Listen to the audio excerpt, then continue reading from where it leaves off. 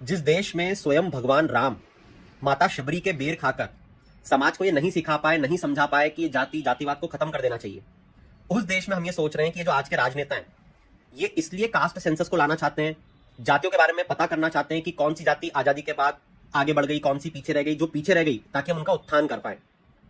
इस पर संत कबीर का एक दोहा याद आता है। वो कहते हैं, पाहन पूजे हरि मिले तो मैं पूजू पहाड़। मतलब कहना उनका ये है कि अगर पत्थर को पूजने से भगवान मिलते हैं तो मैं पहाड़ को ही पूज लेता हूं। मगर फिर वो कहते हैं, ताते यह चाकी भली, ताते यह चाकी भली, पीस खाए संसार। और अगर नहीं तो इससे अच्छा तो मेरा सिलबट्टा है। सिलबट्टा जिस पर आपने चटनी पीसते हुए देखी होगी, अनाज पीसता हुआ देखा होगा, तो वो कहते हैं कि इससे अच्छा तो मेरा सिलबट्टा है, जिस पर अनाज पीसकर, अलग अलग पदार्थ को पीसकर कम से कम लोगों का पेट तो भरता है।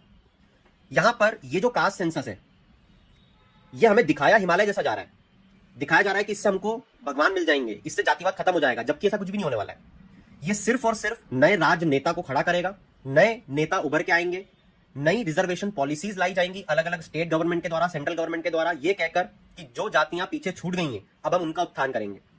जबकि आज भी अगर आप जातिवाद में रिजर्वेशन पॉलिसी को देखोगे तो जो रिजर्वेशन का फायदा है वो जाति में जो सबसे पिछड़ा वर्ग है उस तक बिल्कुल भी नहीं पहुंच रहा है। जो ऊपर की क्रीमी लेयर है सारी क्रीम वही खा रही है।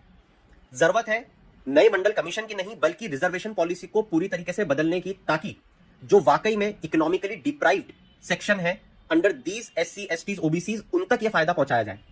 तो यहां पर भगवान राम से सीखने की जरूरत है कि वो जातिवाद को किस तरीके से खत्म करना चाहते थे। और वो चीज कास्ट सेंसस से नहीं होगी बल्कि ये देश को विभाजित करने का एक सेंसस होगा, जहां पर जब रिजर्वेशन पॉलिसीज की डिमांड उठेगी, अलग अलग स्टेट गवर्नमेंट इस पर कानून लाएगी, इससे जनरल कैटेगरी के बच्चे, जनरल कैटेगरी के लोगों में द्वेष पैदा होगा उनके प्रति। और उनके प्रति से मतलब मेरा उनसे नहीं है जो वाकई में वंचित वर्ग है, क्योंकि उन तक फायदा पहुंचाना ये हमारी जिम्मेदारी है। इस पर आपका क्या विचार है जरूर बताना।